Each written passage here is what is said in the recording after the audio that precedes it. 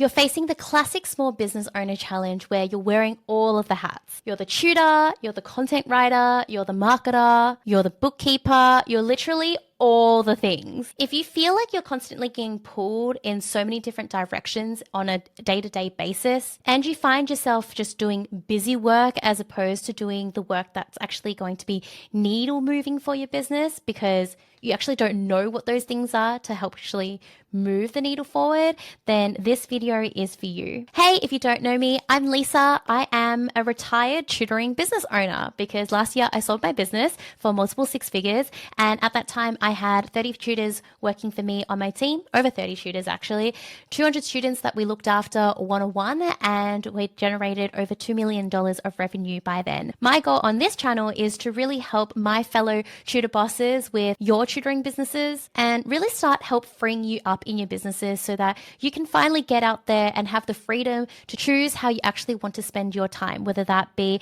to travel, spend more time with family, friends, whether that be just to sit down and Netflix and chill. I want you to have that option to do so. So in today's video, we're going to talk a lot about systemization and how we can actually use your time more effectively. And this is exactly what I did. I went from tutoring 10-hour days on Sundays when I was a solo tutor, and I eventually ended up to only working 2 hours twice a week because my business basically operated without me being there. I'll be doing more videos on how you can scale your tutoring business. So if you like what you see and you'd like to glean some advice and use that for your own tutoring business, then I can't wait to see you in my future videos. So let's talk about people, processes, and tools. These are the 3 levers I pulled in order to lift me out of my business, start freeing more of my own time so that the business could start running without me. So people. Let's talk about the different people that I hired in my business to get me to a stage where I didn't need to be there on a day-to-day basis. The first thing I did was I hired tutors. So I realized that when I was booked out and I had a waiting list that it was time for me to start hiring tutors. Now, not everybody is going to go down the pathway of wanting to hire tutors, but for me, I knew that I wanted to scale what I had already done. I wanted to repeat essentially the tutoring services because I had the systems in place already for it. I just needed to replace me with other people. And so I knew the more tutors I hired, the more students we'd be able to look after, and therefore the more revenue we would generate for the business. So on this channel, we have talked about before about the common fears tutors have before they actually start hiring tutors, like, oh, I'm nervous for someone else to represent my company who's not me. What if they don't do a good job? Why would they even work for me when they could work for themselves? Like, what's in it for them to come and teach my student? Wouldn't they just poach the student for themselves? So I have talked a lot about that. So if you're interested in that video, then I'll link it up above there. It's the video on how I broke out of the solo tutor trap to having over 100 plus students. So let's say that you have overcome all of those mindset blocks and you are going to hire tutors.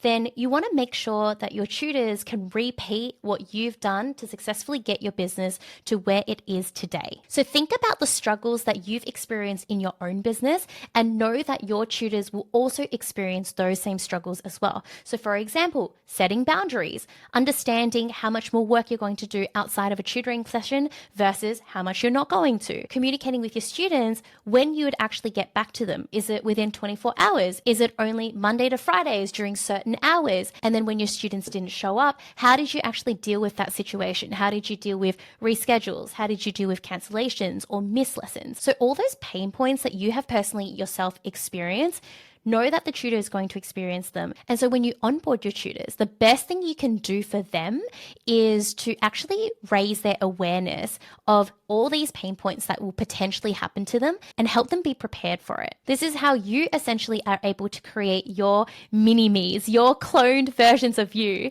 Now, we're not in a world where we have clones of ourselves just yet. I know that many of us are like, oh, it'd be great if I could just like clone myself. Life would be just so much easier because you don't need to duplicate your brain.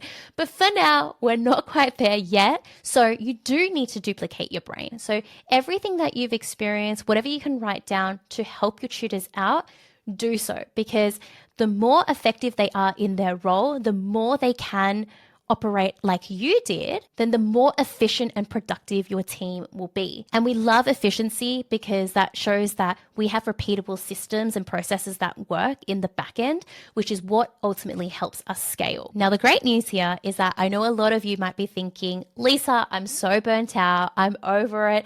You're just asking me to do more work. Hold up.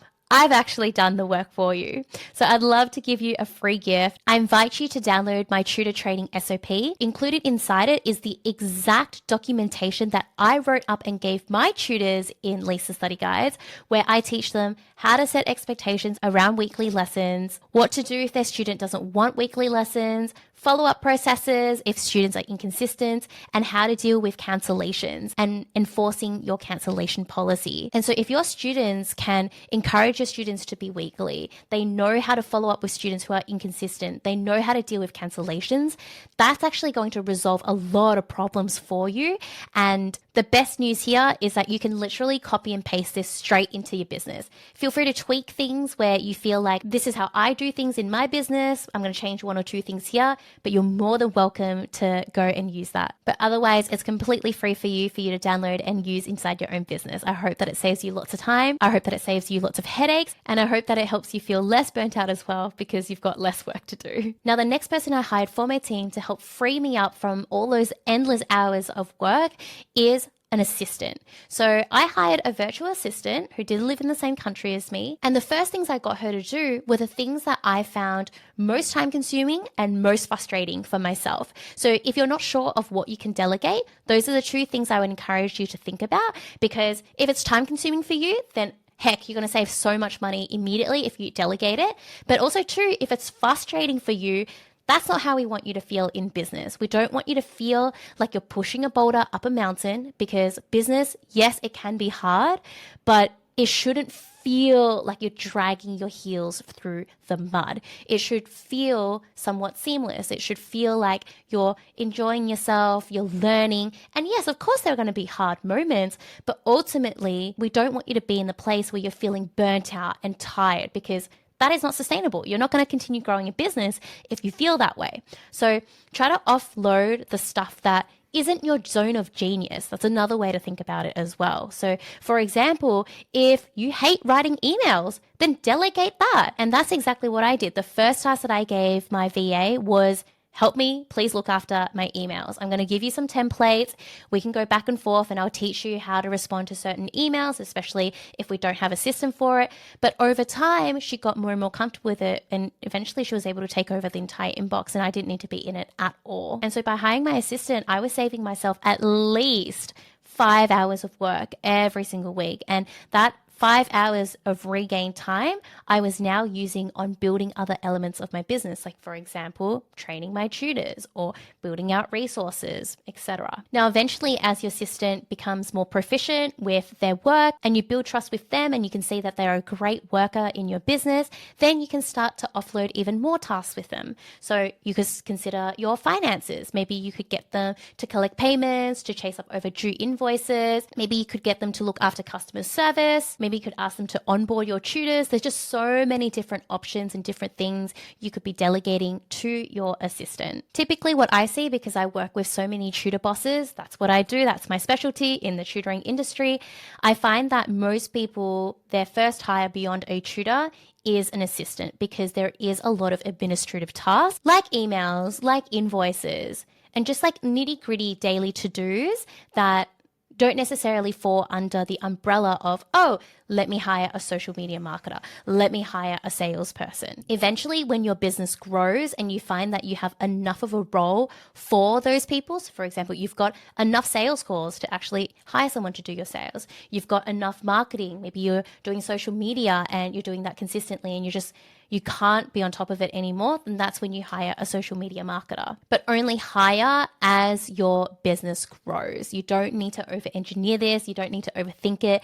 Truly just think about, what are my pain points right now? What's time consuming for me, and what's really frustrating for me? So we're talking people, processes, and systems. All right, with processes, we're talking about a series of tasks that's repeatable for you to achieve a certain result. So far, we've talked about hiring people. Now, hiring people is great, but unfortunately for us, you can't just hire someone and just expect them to know how things work in your business. You actually have to teach them the processes on how things work at your business. So that's where SOPs, your standard operating procedures, come in.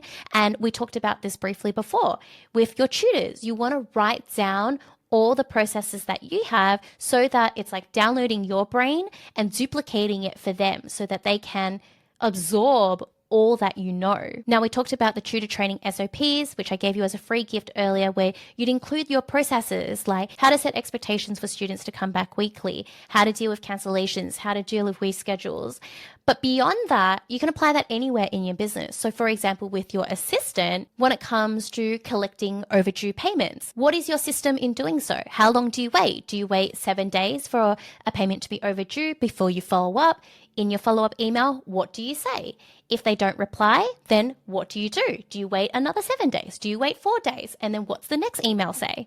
And so you might be watching this video and go, oh, Lisa, like I don't have any of that stuff. I've just kind of been doing it in an ad hoc way.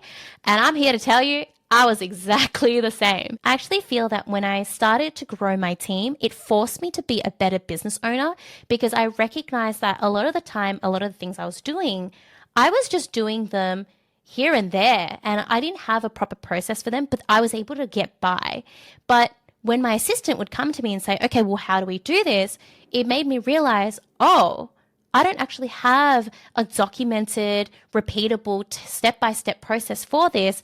Let me actually create that for you. So you'll need to go and create that for your team. But like, I don't even know if that's going to work. Taking the example of the finance, I don't know if I should wait 7 days. I don't know if I should, what I should say my first email or my second email. That's completely okay. Just because you create a process doesn't mean that you can't iterate on it. Doesn't mean that you can't experiment with it and continue to get better. So you can create a process. I think even better, you work with your assistant, create the process together, get their buy-in, get them to contribute. 2 brains is always better than 1. And then say, let's roll this out for the next 30 days and let's just see what happens. What emails do people respond to? Then we know those ones are good. The ones that we don't get response to, maybe we need to switch things up a little bit. So the key here is to remember that just because you document a process doesn't mean that it's cemented in stone and it's going to be, sitting there for all of eternity. You can definitely continue to experiment and continue to improve on that process. Now, the third part of people, processes, and tools is tools. So you've got the processes to give the people. Now we want to start leveraging software in order to accelerate our time to make life a lot easier for us. The great thing about leveraging software is that so much automation can come into your business and help you save a lot of time. One of my favorite stories from one of my TutorBoss clients is that when he started working with me, he had a team of around 5 to 10 tutors, and he was actually manually scheduling in his tutor sessions with the students. And anytime the students needed to reschedule, they needed to go through him, and then he'd get the notification, and then he'd let the tutor know that they needed to reschedule, ask the tutor for a time, then he'd go back, ask the student if that was okay, and then he'd go back to the tutor and go, okay, that's fine, lock it in. And so it was just like a lot of middlemaning. That's so unnecessary. And we help him implement a tutor management software, tutor student management software, where essentially you can do this all in a calendar where everyone gets to see it, tutor, student, and you as the business owner. And the 2 people, the student and the tutor, they can figure it out themselves. You don't have to be a middleman. So you can use software like TutorBird. That's a really big favorite one of a lot of my clients. I really believe in them and their vision, and they're the best tutor management software that I've personally come across. So I've managed to get a 60-day free trial for anybody who clicks on the link in the description box if you're interested in trying TutorBird. But one thing I'll say here is that so many people, they would rather do the manual work and use up hours of their time. So this client of mine, he was taking up 4 hours a week doing all of this rescheduling and manual scheduling in of sessions, when your time is so valuable. So a lot of people fear paying like the $10, $20 it may be per month for a software, but think about what you could be doing with that time instead. And so now I actually got an update from him recently. He's actually grown his team up to 26 tutors and 80 students that they look after. So this wouldn't have been possible if he's still there middlemaning between his tutors and his students. Now, some of the other software that I was using when I was operating my tutoring business that I absolutely loved, I loved having Xero. Like, getting clear on your finances is so important as a tutoring business owner. Then it's things like having Gmail, it's having Zapier to help one software speak to another software. We obviously paid for Zoom for our online sessions, and there were many, many more. And I think that if you're feeling hesitant with paying for tools, honestly, just try one and see how your life changes. And I think you will never, ever go back. Me getting to only working a couple of hours twice a week in my business definitely took time. It took me years to get there. And initially, when you're building out all these systems, you're hiring people, you're writing down your processes, you're onboarding tools, and you're learning how to use the software, that does take up time. So I don't want to pretend that just because you're doing all these things to scale, that you're automatically going to have a lot of free time. It's going to require more input from you initially for you to actually get those systems in place and to make sure that they're working effectively for you before you actually get the reward of finally being able to take a breather and having more freedom for yourself, more hours in your day to do whatever it is that you want to be doing. Travel, family, friends, reading a book, watching TikTok, whatever. But honestly, to get me to where I was with making millions of dollars in the tutoring business and eventually being able to sell it because it was attractive to a buyer because I didn't need to be in it day to day. It was rinse and repeat of people, processes, and tools. Now, if you're sitting there and you're like, whoa, Lisa, like that feels like a lot. That's awesome. I just still don't know quite where to start. I have so many different areas that I could be focusing on. I'd really love some extra support here. Then I actually want to share with you that I will be launching my new program, the TUTORBOSS Mastermind. I'm so excited for this. This is going to be a very special container specifically for tutors who want to scale your team. So you're going to be around other people who are in a similar path, similar stage of their tutoring business as you. And we're going to uncover and help you move past the main challenges that a lot of tutoring business owners at your current stage face. So we're talking about consistency in lead generation, your marketing platforms. You probably use one marketing platform up to now, but maybe you've exhausted it and you need to start leveraging more marketing platforms so you can continue getting more students in through the door. It's also about hiring tutors. How do you know where to hire, how to hire, who to hire so that you attract great talent, ideal tutors for your tutoring team that are actually going to fit well with the students that are attracted to your business as well, because that synergy is so important so that we can get consistent students coming back so we can continue to grow the business revenue. We're going to talk about management of tutors. How do you build a community? How do you build team culture? How do you do training? How do you retain your tutors long term so that all that investment of training a tutor actually gets paid off? There's ROI in it because they stick with you long term rather than a massive churn. We touched a little bit on systems and automations today, but that's what I will be diving into full detail with my masterminders. We're talking about jumping into my tutor management software and actually teaching you, like, how did I do it? How did I set things up? And what worked for us? What didn't? And this is really exciting because this is the most advanced program that I'll have available for my tutor bosses. There's going to be one-on-one calls with me, group calls, accountability buddies, and implementation support as well. So if this is something that piques your interest, then I would love for you to apply to the link below. I'm now taking on board founding members, which means that you are going to be the first to join this program at its most affordable price ever. And for anybody who signs up before we officially launch in a few weeks, you will actually get a very special bonus that isn't offered anywhere else and is exclusive top access to me as your coach. So I invite you to go and check it out. And if you've watched all the way until the end of this video, I want you to know that I really appreciate you, TutorBoss, and I would absolutely love for you to comment the word automation, especially if you found this video helpful. I'd love for you to also just write down anything else that you would want to share with me, because your comments is what helps me understand you better and understand how I can help you better in the future. That's all data that I collect to populate my future scripts.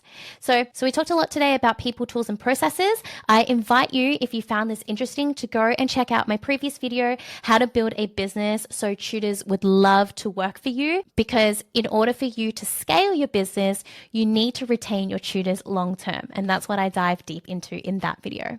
All right, tutor bosses, I can't wait to see you in the next one. We'll be talking about my experience where I tried hiring 30 tutors in 60 days and what happened as a result. So stick around and I'll see you then. Bye.